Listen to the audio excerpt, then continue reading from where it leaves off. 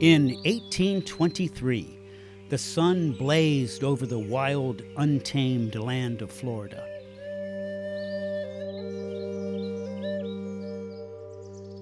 This landscape offered a quiet, natural beauty. Vast wetlands, stretches of open grasslands, and towering pine forests standing like silent sentries guarding some forbidden land, while stretching endlessly under the sweltering heat. Trails forged by indigenous tribes wove through marshes teeming with alligators and swarming clouds of mosquitoes. The journey was brutal, but for those of us tasked with finding the heart of this new territory, a spot for Florida's first capital, there was no turning back. We pressed on, driven by the ambition of establishing a seat of governance in this unforgiving frontier, hoping to locate a central unifying point that would anchor the wild land and help us transform it from wilderness to a place of promise and prosperity. Yes, in 1823, traveling across Florida was no small feat.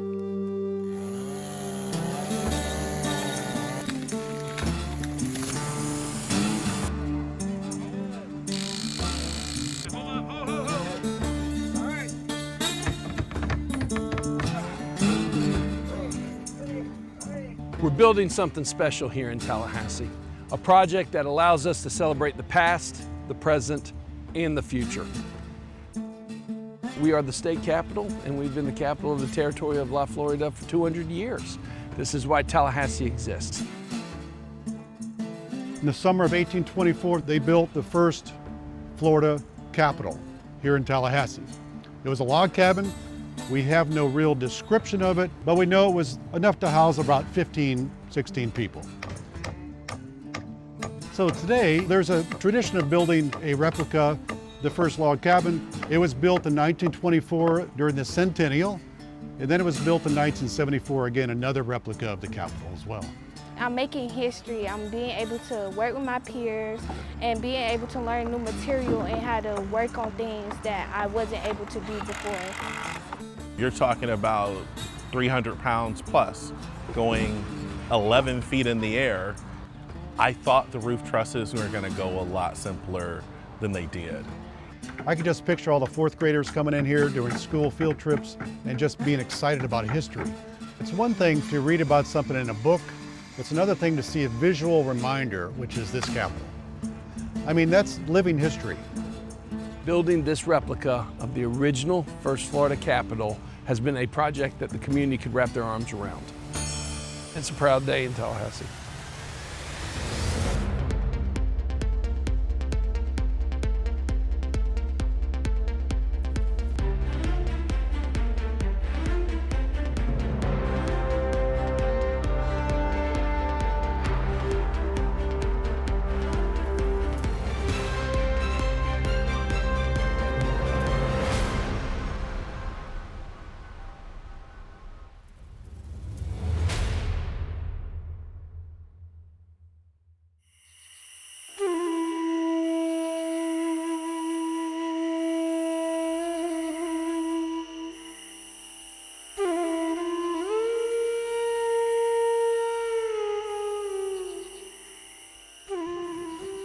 Florida's first capital. It's hard to imagine now, but there was a time when Tallahassee didn't exist. A time when leaders had to choose where the heart of this wild, sprawling territory would be located. My name is Dr. William Simmons, and I'm a member of the Florida Legislative Council from St. Augustine. Today is September the 16th, 1823, and I've left my practice and my beloved St. Augustine behind. I'm heading west on a mission that will require courage, resolve, and purpose. And I'm not just looking for a location to have a meeting. I'm searching for the new foundation of Florida. When Florida became a territory in 1821, Florida was divided in East Florida and West Florida, Pensacola and St. Augustine were the two capitals. And they had two meetings in the two respective cities. It took a long time to sail around the peninsula of Florida. There was no clear land trail between the two capitals. One person died in a shipwreck. One legislator died. So they realized they needed one central Florida capital and combine East and West Florida. In the summer of 1823, the legislature authorized two delegates, one from St. Augustine, one from Pensacola, to explore an area between the Ochlockonee River and the Suwannee River to designate a new capital. So Dr. William Simmons from St. Augustine and John Lee Williams, a lawyer from Pensacola, were the two emissaries, and they were supposed to meet at the fort at St. Mark's. October 3rd. There are high, healthy pine lands to the southwest, which would form eligible sites for settlements. And it appears to me that the neighborhood of this crossing would afford a fine situation for a town. You know, Governor Duvall, before I left, asked me to keep a journal of all my activities and observations, even thoughts, on my way to finding a new capital city. And here it is, and I've been writing in it every day. Let's see, what did I see today? October 4th. Soon met with good pine land, some of the finest that I have seen in Florida. And growth of everything evinced the raciness of a new and fertile soil. So they had to keep a daily journal, and they basically, what they did is send those in. We draw a lot of the details of their trips from those journals, so it's good they had that. There's no reporter with them writing accounts. So that's what we had to go by, is their journals. You're pretty tired in the evening. You don't want to write a lot. So they didn't write 3 pages on each day, because they're going to be pretty tired. They've been traveling in the wilderness. They've been on horseback. On the boat they're handling salt water and they're eating rations and so forth. They're not living high in the hog. You don't have a lot of energy to write in the evening. So it's probably late in the evening, first thing in the morning. Their journals are pretty sparse as far as lots of details for that reason. October 19. We were off at an early hour in the morning, and with the exception of 2 hours rest at noon, traveled steadily till after sunset. The country was of the same description as that we passed over the preceding day. Simmons' trip was not too eventful. There was a pretty clear land trail. His biggest challenge was crossing the Suwannee River. In some places it was very wild, uncut wilderness, especially in the swampy areas.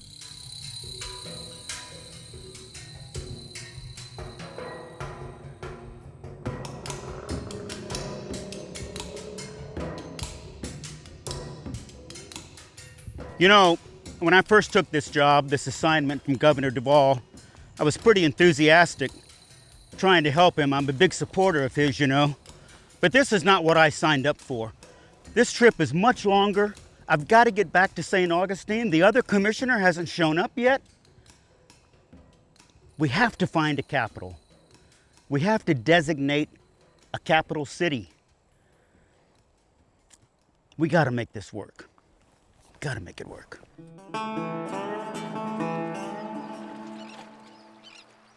John Lee Williams, on the other hand, decided to go in an open boat, hire a captain and a first mate, and his trip was not as uneventful, let's say.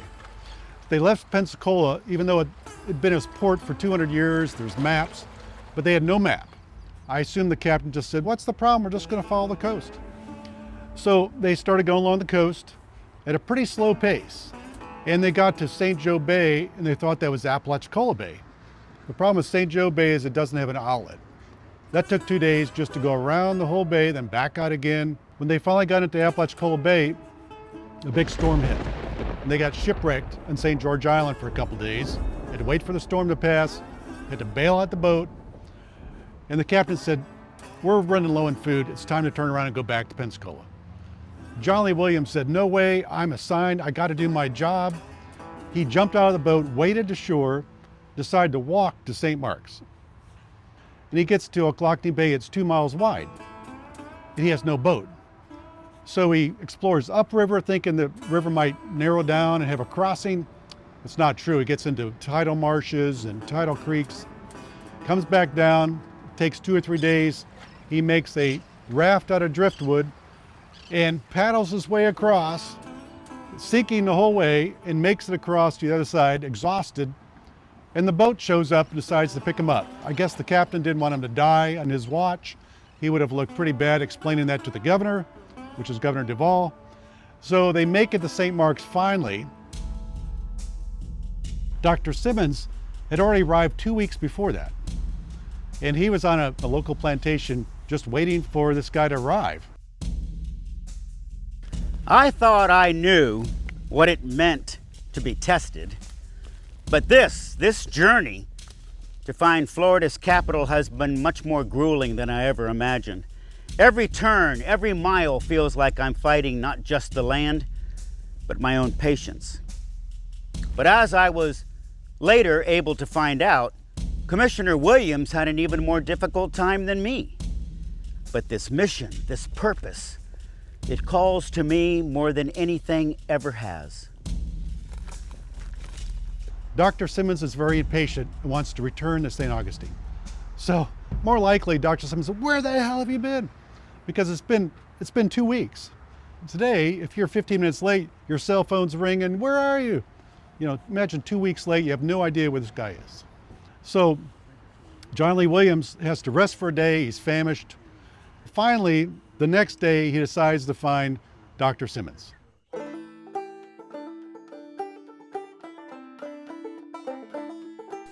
Commissioner Simmons. Mr. Williams, I am so happy to see you well. Well, We were afraid of what might have happened to you. it's been a journey. I mean, we've had more problems than you can shake a stick at, and I tell you, getting up here was finally a blessing, and I am so glad to have finally run into you. Now that you're here, can we please proceed to find a capital? Lead the way. So finally, they have to get a horse for him. For John Lee Williams, he has no horse. They have to borrow a horse, and they start heading towards the area now known as Tallahassee, because they kind of knew about the area. Andrew Jackson had come through in 1818 during the First Seminole War, so lots of descriptions of the area. October 26th, we resolved to take a view of the situation about Tallahassee, which had been represented as high, healthy, and well-watered when we arrived at near Neamathala's settlement. They separate a little bit to explore different places, and John Lee Williams finds an older Seminole in a cornfield, and that turns out to be Neamatla. Neamatla is kind of brusque and goes, "What are you doing here?" You know, this guy shows up, and John Lee Williams explains he wants to develop the new Florida Council House. He's searching for a location. Could we have it here? Neamathala and his people appeared much disturbed by our visit and were inquisitive as to what object we had in view. We told him that we came to search out a spot where the governor and his council could conveniently meet, and that we should not in any way interfere with the Indians. He seemed, however, much dissatisfied. He invited us to spend the night, and in the meantime, sent off for an interpreter. Neamatla says, "Let me think on it," because he had just signed a treaty the month before that assigned most all the Seminoles to Central Florida to a reservation that turned out to be not very popular. And so Neamatla didn't want to rock the boat because he was allowed to stay in the area while most of the Seminoles had to move. So Neamatla said, "Well, let me give you my decision tomorrow." I would like to invite you to spend the night with my people in our village, and I will sleep on it.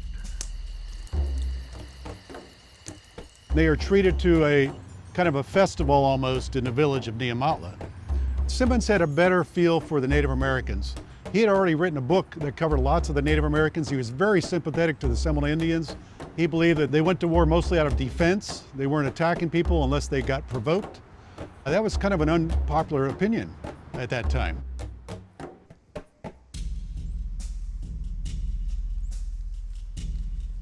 Neamathla again questioned us on the purpose of our visit, and on our reassuring him that we had no design to interfere with the rights of the Indians, he told us we might proceed, but not to tell any of the other Indians that he had sent us.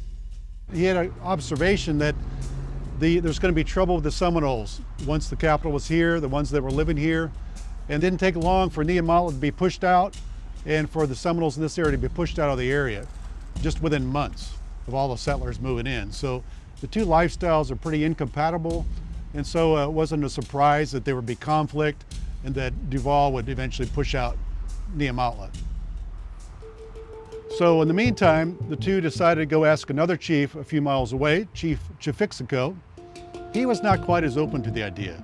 In fact, he grabbed some earth and said, "Is this not my land?" and shook it. From the behavior of this chief and other Indians whom we met, I am convinced these people will not be removed without difficulty. But he was not the principal chief. Neamathla was the principal chief of the Seminoles. Neamathla had already given permission, so that was all they needed. Now, Dr. Simmons really wanted a capital closer to St. Augustine because he was trying to take care of his constituents there. Look at this spot. I mean, this is perfect. This is just exactly what we're needing to put this building. I mean, you can't ask for any better. Well, my delegation wanted it to be a little closer to the Swanee River, closer to St. Augustine. Well, look, we've got timber here. We don't have to go dragging it from way off. We got it right here. There's a cascade right over there.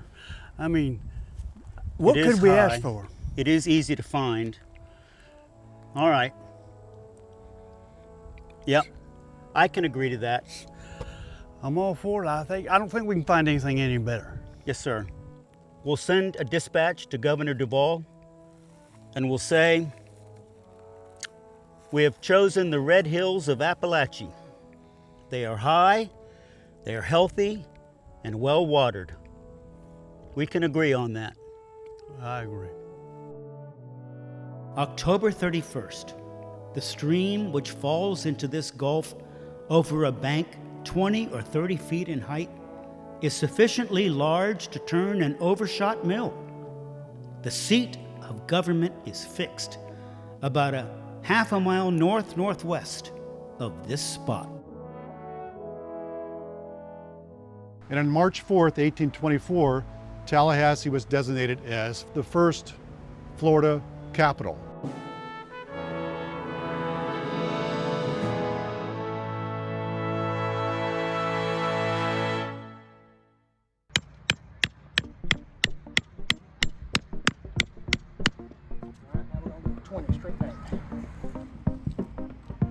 October 2023, two gentlemen, Bob Knight, Frank Terra Firma, approached me, and they reminded me it was our bicentennial year that was coming up, that our community has a true tradition of building a replica of the first Florida Capitol. We did it 100 years ago as a community. We did it 50 years ago as a community, and I agreed that we needed to do it again this year. At the same time, I was thinking, how are we gonna do this? I've never built a building before in my life. So the first thing, obviously, is you have to have an architect who's gonna come in and he's gonna be able to design it. We went to our good friend, Mark Tarmy. I always say if they ask you to lunch, be careful, they're gonna ask for something. And they said they had this idea to recreate the first Florida Capitol cabin, and would I be involved? And I said, sure, I'd love to. This was the conceptual sketch that we did, and it has been modified and changed several times since then, but this is a reference point for us to begin the design process. And I'm an old architect, so we sat down with felt tips and pencils and began scaling and sizing and trying to come up with what the building would look like. We did a little bit of historical research, and the research indicated that the original cabin was 20 by 40. So when we drew it by 20 by 40, the city inspection department said, well, that's great, but at that square footage, we'll have to have 2 doors. And I said, no, historically it only had 1 door in the center, and I wanted to be historically accurate. So we downscaled it to 18 by 36. The building is designed and built with a lot more permanence, and we believe that it will stand the test of time. It can be there for 2 years or 5 years or 10 years. Personally, this has been a really enlightening endeavor. This is when the project kind of got life, if you will. We started putting all the thoughts down, all the research that went into it. What does the replica look like? How can we build it to today's standards, but yet keep the historical aspect of it as well? But we also say it's a replica. It's not the exact same thing. I'll give you a prime example. This one has electricity. They didn't have electricity back then, but obviously for museum quality and to be able to learn the story, you got to be able to see, and we have fans inside as well. It's also ADA accessible. We want our log cabin replica to be accessible to everybody, and they didn't have the standards back in the day. So of course it's not exact to the measurements, but it is a replica of what that first Florida Capitol looked like when they had the session. Now, to set the stage a bit, let's go back to the early 1820s. This was a time when Florida had only just become a U.S. territory, acquired from Spain in 1821. With Tallahassee finally having been chosen the site of the new capital in 1824, we needed a proper seat of government. But resources and infrastructure were extremely limited. So a grand building, something you might imagine in Washington, D.C., or even a modest brick structure, was out of reach. So now we're going to build this thing. And what we decided was it needed to be a community build. All right, so who better to do a community build in this community than Big Bend Habitat for Humanity? Every weekend they're out building incredible homes, and they're using community volunteers to come in and do it. So I contacted my good friend Antoine Wright, who's the executive director of Big Bend Habitat. And without even blinking, he and his board said, absolutely, we'll take this on, in addition to the work that they do each and every week as well. Let's talk about a couple of things that we're gonna do, or actually before I do that, let's talk about safety. I want you guys to all go home exactly the same way you came. We love to be community partners. We not only build homes, we build community. So we got a call from the mayor's office about an amazing opportunity to do what we do, which is build and help people, help tell the story of our community. We were all in from the beginning. The other principals are Antoine Wright, who is the general contractor. So in any building, the architect designed it and the builder has to build it, and there's kind of this meeting of the minds of, what works, what doesn't work, what's the path of least resistance. Having a great architect like Mark, Mark and I had worked together in the past on previous projects, so we've got some experience with one another, working back and forth as to what works and how do we get the project that we build to be most representative of the original time period and something that's going to last here in the community for Tallahassee so we can put our name on it. So now we have a builder. So now you're looking at your supplies, and it's how do we do this? How do we start? Where do we go? And by the grace of God, I am sitting in my office in January of 2024, and I get a cold call out of nowhere. And this is guy, Mark Carpenter. And I pick up the phone and he said, Mayor Dailey, you've never met me before. You see, I am a direct descendant of Sherwood McCall, one of the original builders of the original Capitol building. My family owns a longleaf pine forest down in Levy County, and we have a mill, and we would like to harvest the pine, mill the wood, and donate it to the Tallahassee community so that you could build a replica of the first Florida Capitol. And I'm blown away. I mean, here I am trying to figure out how we're going to build it. Mark Tarmy steps up to the plate. The logistics of actually building a building, Antoine steps up to the plate. And now out of nowhere, I got Mark Carpenter and his family that's donated about $50,000 worth of longleaf milled pine wood. And the project's truly coming together. I mean, divine intervention. To me, a tree is a gift from God. We all like trees, and I love my pine trees. I was asked, what's in it for you? And my response was, that's a very good question. And I go, just the opportunity to participate in there, that's all I want. My ancestor, Sherman McCall, he was engaged along with Jonathan Robinson to build Florida's first capitol after Commissioner Williams and Commissioner Simmons selected the site. They had the resources available to build the capitol, so that's what they did. Judge, take a look at these logs here. I think these work pretty good for cutting up, putting on the sawmill for the interior part of the cabin. You know, they got blow down in the storm. Good and straight. Well, Judge, if you think these boards are going to work, let's go ahead and load them up on the wagon. How's that sound? So we can get started.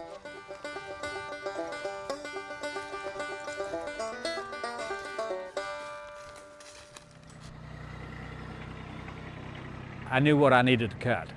Mark Tarmey had given me a copy of the architectural plans, and that's been pretty much my Bible as far as getting everything cut up.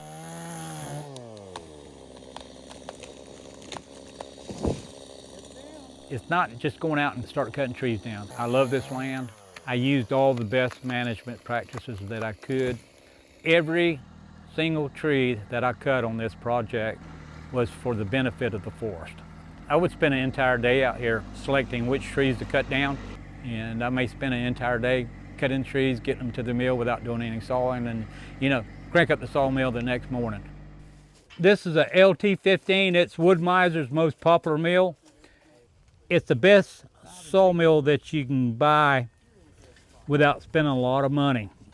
This is a manual sawmill, and it's great for what I do. That blade is a 16 inches thick.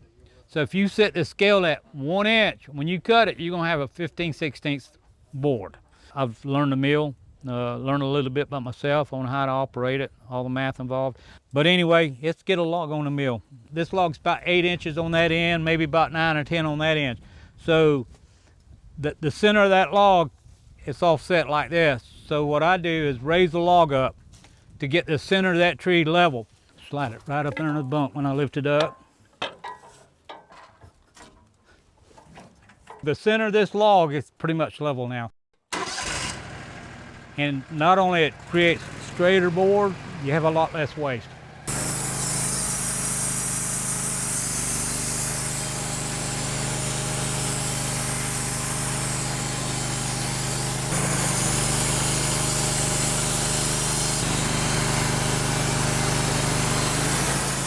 Just turn it upside down. Here, scrape that side off. I spent the last almost 4 months sawing up for this, and all this lumber is donated, and it's because our family wanted to do that. It's gratifying. So now we got to get wood, $50,000 worth from Levy County up to Tallahassee and try to figure out how we're going to put this together. And here comes the cavalry known as the City of Tallahassee Fleet Department. Frank, pleasure. Ethan, Matt, Robbie, another Tom. Hey, Eric, and don't expect to remember everybody's name, you know.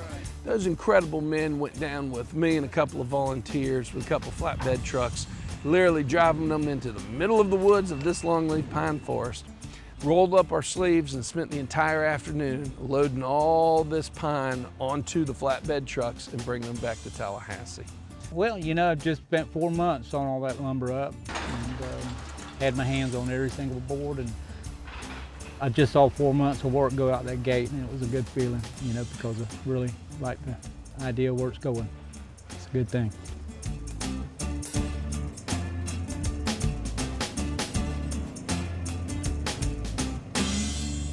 And you can see how this project's really now starting to come together. So we have our materials, we have a place to keep the materials, we have a location, we have a builder, we have an architect, and now it's the heat of June, and it's time to start building. You get out there and you start building in June and July, and you realize what it must have felt like to build 200 years ago in June and July, when it's 100 degrees, 100% humidity, the bugs, sweat, the storms. It was quite the educational experience. Because don't forget, the first legislative session took place in November 10th of 1824, which means they would have built all summer long, just like we built all summer long. At points, it was miserable, I'm not gonna lie. Although we had a great time, physically it was so hot.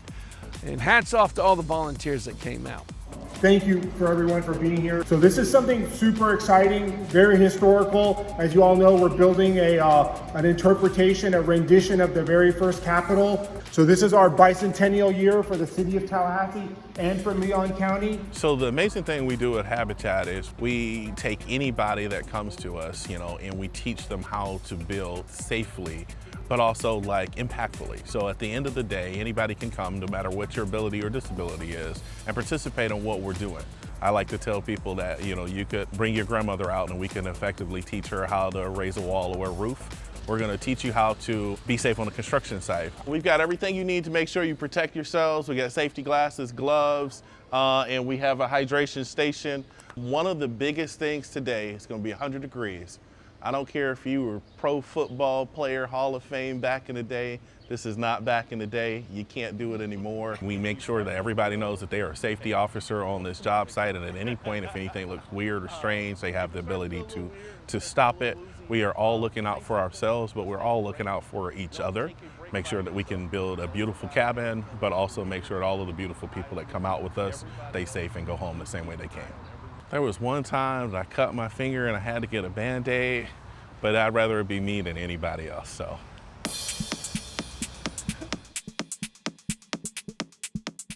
The floor beams are challenged for getting, them into the actual build site location. So we literally had to do it the old school way, put 1 or 2 people on each board. We had a bunch of teams trekking across the baseball field carrying 2x12s. Hold on, guys. Let's work on communicating what we're doing. There we go. We made sure that we had the proper amount of manpower to be able to effectively lift and position and attach, the beams that were the foundation of this cabin. So at the Department of State, we oversee the Division of Historical Resources, so it's really important to us that history is told. We're providing research and resources, but it was important for me to come out and help hammer some nails and move some wood and just be part of that project and show the cooperation between the county, the city, and the state. I think the legacy will be that people will know that it took a diverse group of people to help build Florida's capital. If we don't remember anything else, I want people to remember that it took whites, blacks, Native Americans, and any other groups that came during that time to be a part of the development of what became Florida, the capital, and all the things that developed from the early capital in 1824. So I'm here today with our Future Builders of America and our Builders Care organization from the Tallahassee Builders Association. Our students are grades 9 through 12, and today they are learning some vital skills needed for the construction industry. They are learning how to do foundations, how to put on joist hangers. They will put on some subflooring, and they're going to build some structural walls today. It's just basically a new learning experience, learning from people that are experienced in this field. I'm making history. I'm being able to work with my peers and being able to learn new material and how to work on things that I wasn't able to do before. I think they're going to have a fabulous time today because they want to go down in history doing something good for their community. 1, 2, 3.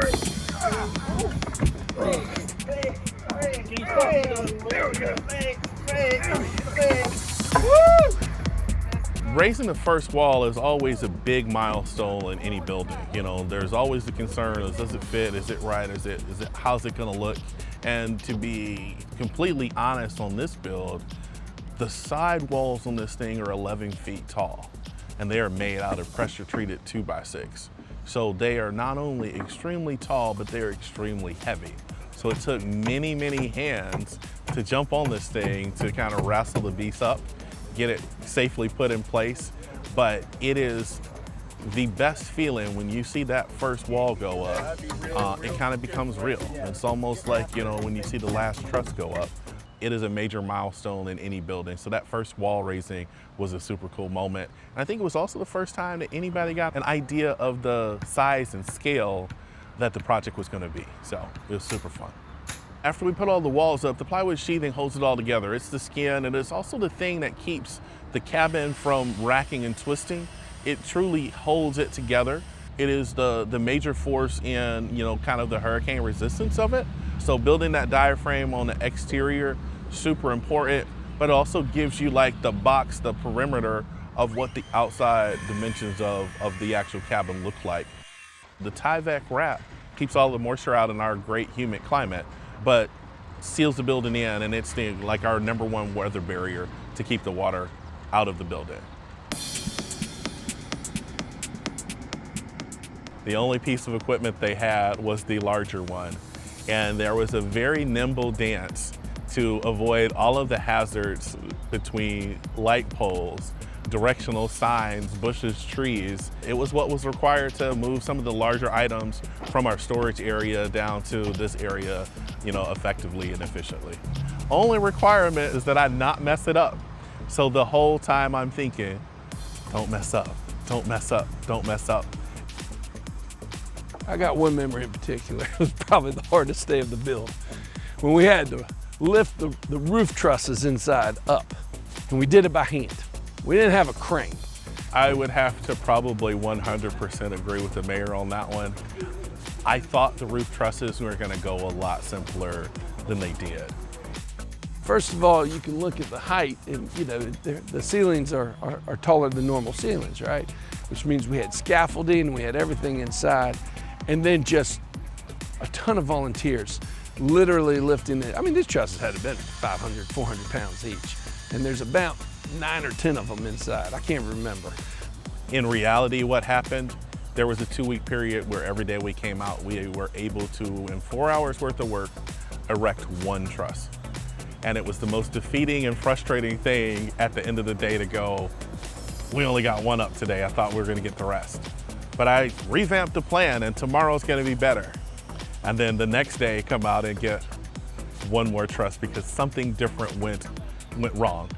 The fact they were essentially 6 large 2x12 pressure treated beams, you're talking about 300 pounds plus going 11 feet in the air and still needing to be aligned perfectly.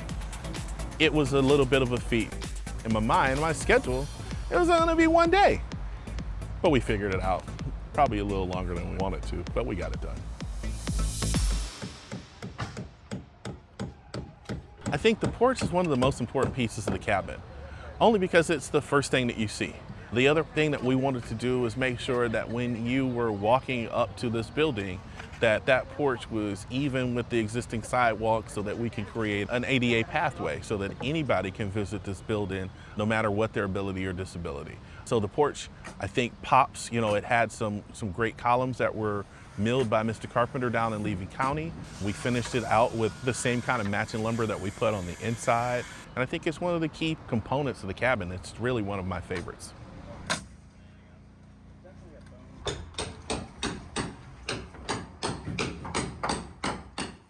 When we looked at decking this, and if you go throughout the whole cabin, there is the underside, or what some folks will refer to as ceiling, but it's the underside of the decking on both the front porch and the interior. And it is the same 1x6 pine rustic rough cut that we put on the floor. But in order to do that, you've got to make sure that you put that up. It's all got to be nailed down. You can't see any of the nails. It's got to line up straight. So it is a little bit of a feat, and a little bit of craftsmanship goes into making that both structural, but also like aesthetically pleasing. But we got that up, and then we actually went with a synthetic cedar shake. So the shake kind of style would be something that would be, historically accurate to the original time period. I think it turned out really, really good, way better than we anticipated.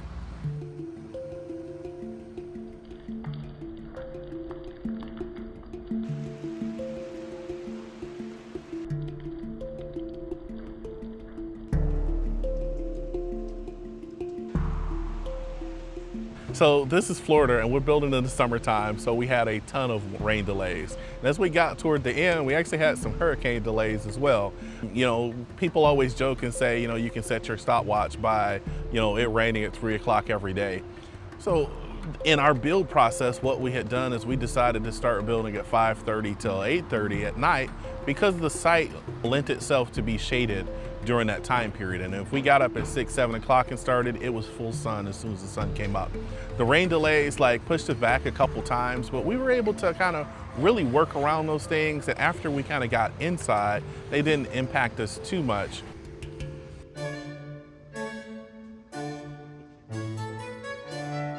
We talked earlier a little bit about this building being a mix of looking like 200 years ago, but actually being built to modern standards. Longleaf pine and white pine logs were abundant in this area, and using them reflected the spirit and resilience of resourcefulness. Each log, carefully placed, told a story of labor, of ambition, and of a community coming together to build something lasting.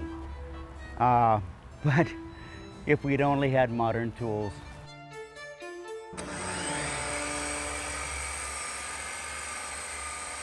The exterior logs for me, I kind of knew were going to be a challenge from the beginning because you wonder, what is the dimensionality of them? How are they going to attach? We ordered these things from Michigan.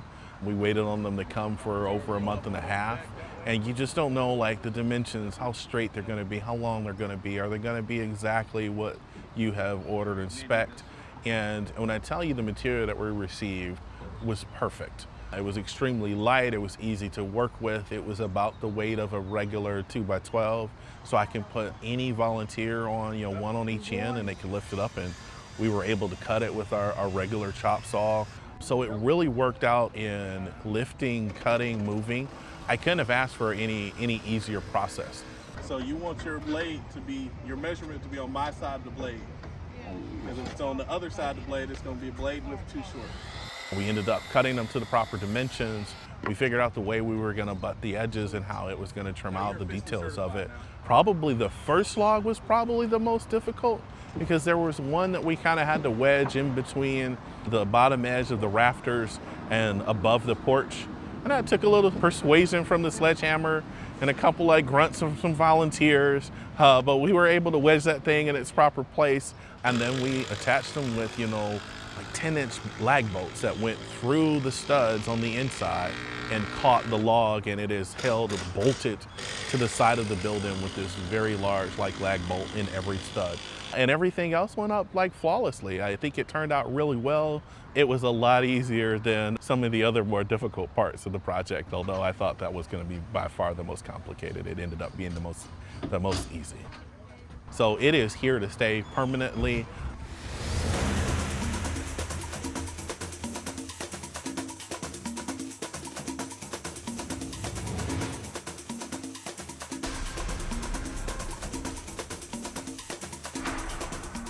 Go sign his last board before we put it up. All right. Here's the big signature. Yeah, Woo, baby. woo, baby. It's official. All right. To the top. All right. All right. Good job, y'all. Last log. All right. I'm a student at Lively Technical College. We're doing building construction, and we're learning pretty much all parts of the trade, everything from carpentry to electrical. They've been really active in teaching us, letting us get practical experience. So much it's hard to go over.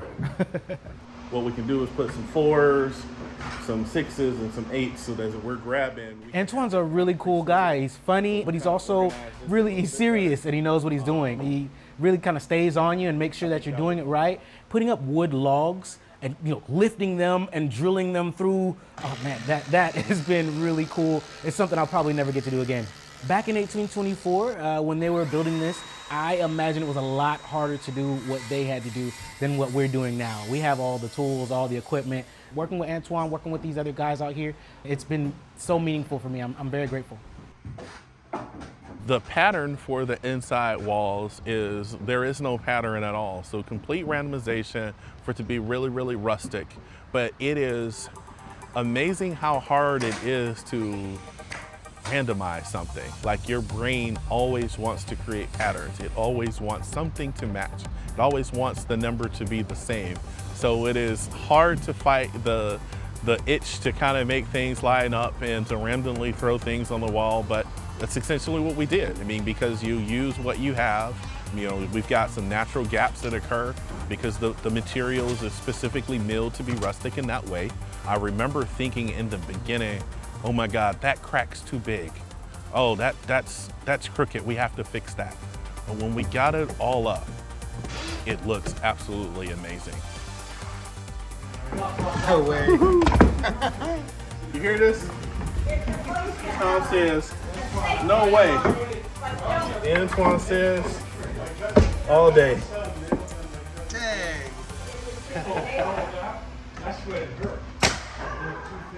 Hail it, not on the nails.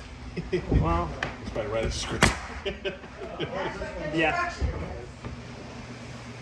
Way to go. Woo-hoo. So the rustification and the randomization of the 1x6 pine that is on these walls is absolutely beautiful. How does the building differ from the building 200 years ago? First of all, we have amazing ceiling fans, right? We have lights, electricity. You always cross your fingers and hope that nobody nails into a wire, and we always joke, but lo and behold, out of probably 1,200 of those lag bolts we talked about, we ended up getting one that pierced a wire prior to, you know, us electrifying the building. So we had to get the electrician to come back out, pull that wire, redo that little section and fix it back up, but we got it done.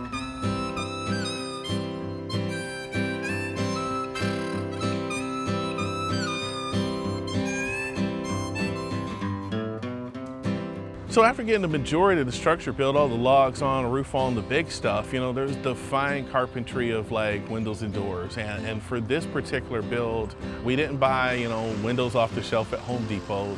All the windows are actually just built here on site. We had some great volunteers, great staff that, you know, built all of those things, adjusted them. We had to hand plane some stuff down, had to recut some stuff. And the reality of this structure is it's a wooden structure. And the humidity in Tallahassee can go from 1,000,000% to 0. And every time it does that, that wooden door shrinks or expands. So trying to get the adjustments just right. But whatever it took for us to get to the end, we did it. And we ended up building doors and windows that are solidly made, that function really, really well, and also are period perfect. Perfect. One of the last final steps that we did, because you know you don't want to, it's kind of just the last thing in the process, is the floor. And the floor again had been milled by Mr. Carpenter down in Levy County. We had all of our volunteers, including the mayor and all of the participants, sign the floorboard. So somewhere at some point in time, 1,000,000 years from now, if you peel that thing up, you're gonna find all of our John Hancocks on the back of those floorboards. So those are all put in. It was a labor of love. Again, that random rustification of them. And it went really, really well. I think that floor, that rustic floor ties into the rustic walls and is truly like, you know, period perfect, and ended up kind of being like the cherry on top of an amazing cabin build.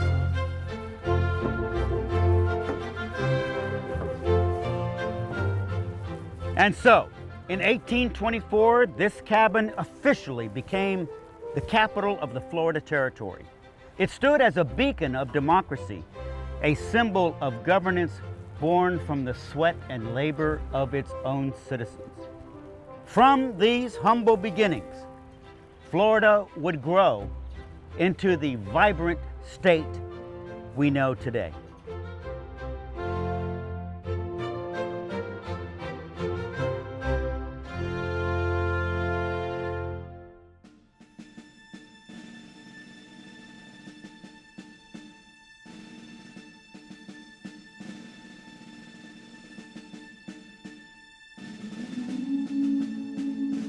So the cabin's finished, it's ready, and so in November of 1824, the first legislative council meeting in Tallahassee. Councilors, it's time to put Florida on a good path to the future. Are you ready? They had several issues to decide. They had a lot of loose ends to work out because they had just taken over Florida about 3 years before. So it was still a young territory, it wasn't a state yet. And there was only 13 legislators and the governor, so it was not a huge body. But they had lots of issues to decide, dealing with land, how to lay out Tallahassee, they had to lay out the capital. They knew the Capitol was short-lived. They needed a bigger Capitol. So 2 years later, they built a bigger Capitol, basically on the site of the current Capitol today. And they've been adding on to that current Capitol ever since.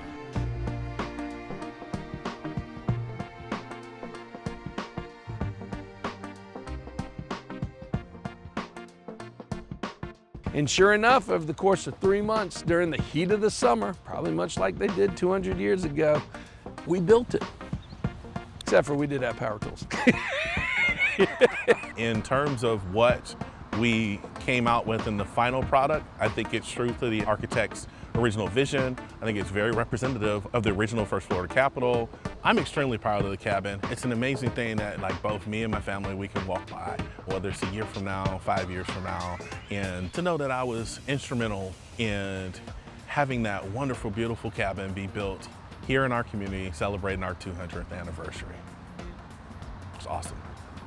My first impression of this was, wow, this is really a place that is reflective of the early development of Tallahassee, Leon County, and that enslaved workers played a dynamic role in the building of the first Capitol structure.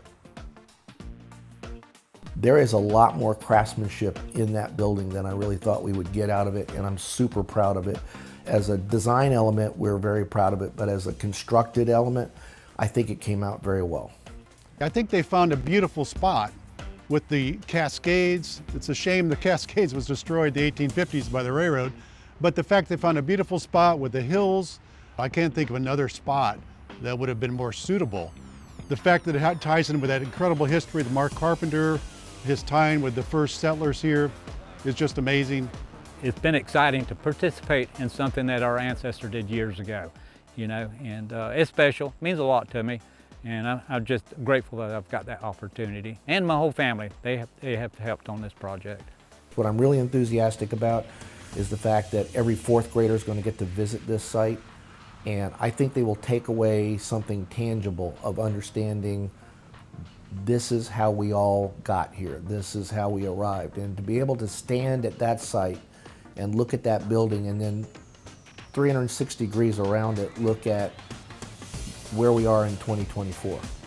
I mean, it really shows a remarkable span of evolution of the history of Tallahassee, and it's something that we're very proud to be a part of. Outside of the whole educational aspects of it, it's just a beautiful place to be in the park. Just to sit out and watch the sunrise or the sunset, it's a great place to be. This is what defines Tallahassee and who we are.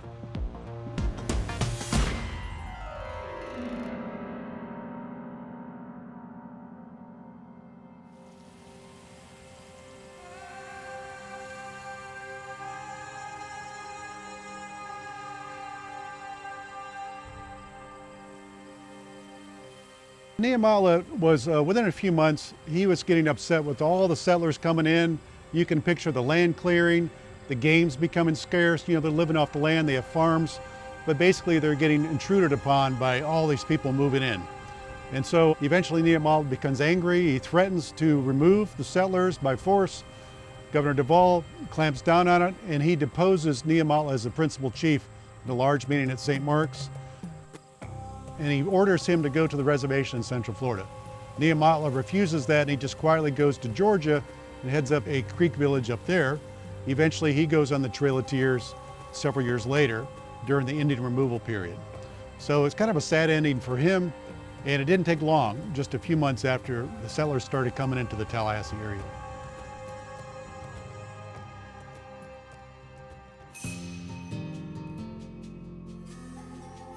Simmons went back to St. Augustine. He ended up doing some more writing. Williams ended up, I believe, living on the St. Johns River. He wrote a book later on as well. Yeah, it's one thing to read about something in a book. It's another thing to see a visual reminder, which is this Capitol. That people can go in and they can touch the furniture, touch the walls, they can meet an interpreter, maybe see a play. I mean, that's living history. And I think that's really important. It brings it to life. A living classroom in Cascades Park, because that's what it's meant to be. I am very pleased to say that at first the plan was it was going to be a temporary exhibit here in Cascades Park, and we were going to keep it until about May or June of 2025. The truth is, this project has gained so much momentum and everybody loves it. So we have made a decision that it will be a permanent collection here in Cascades Park, open to the public for everyone to enjoy. Now, it won't last forever. It has not been treated. Neither was the one 50 years ago or the one 100 years ago.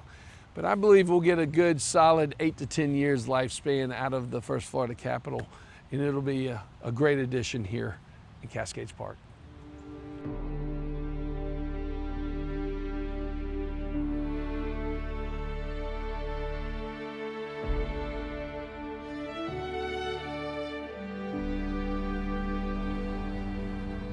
As I stand here in front of what was to become Florida's capital in 1845, I am filled with a sense of pride and nostalgia.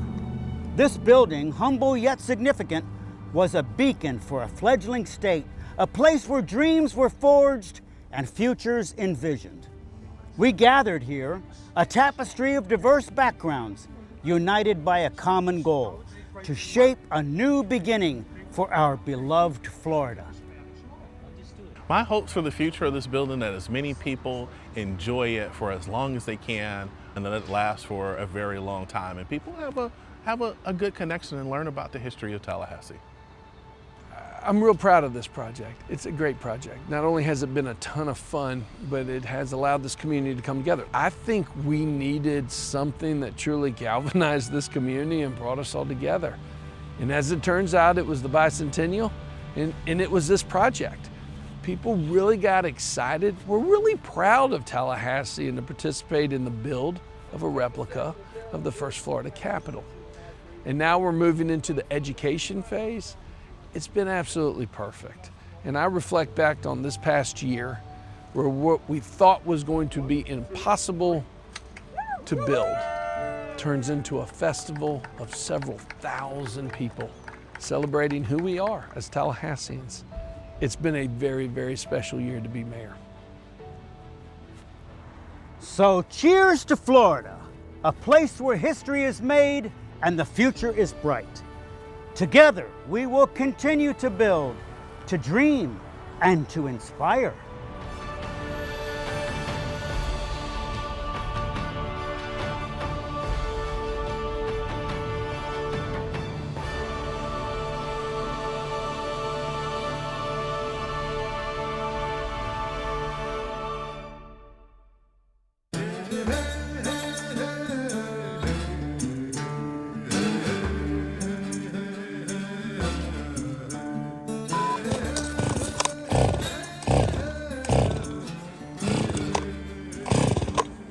All right, come on. I may have to go back and get the other one.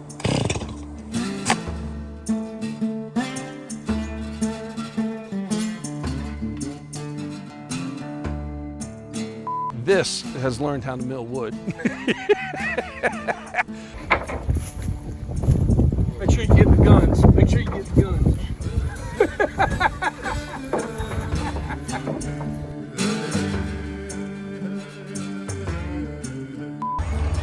That was somewhat of a challenge, huh? How would you describe that? Anything worth doing once is worth doing 3 times.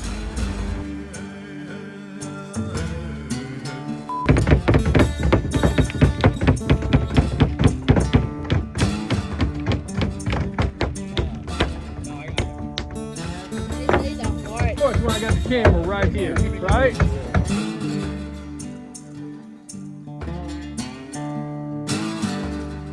Last board.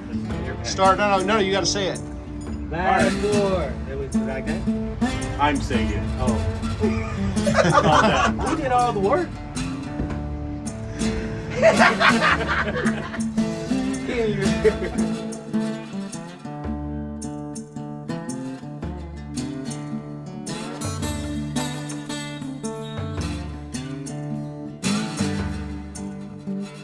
I think I can get it started. Turn that camera on until we get it going, or?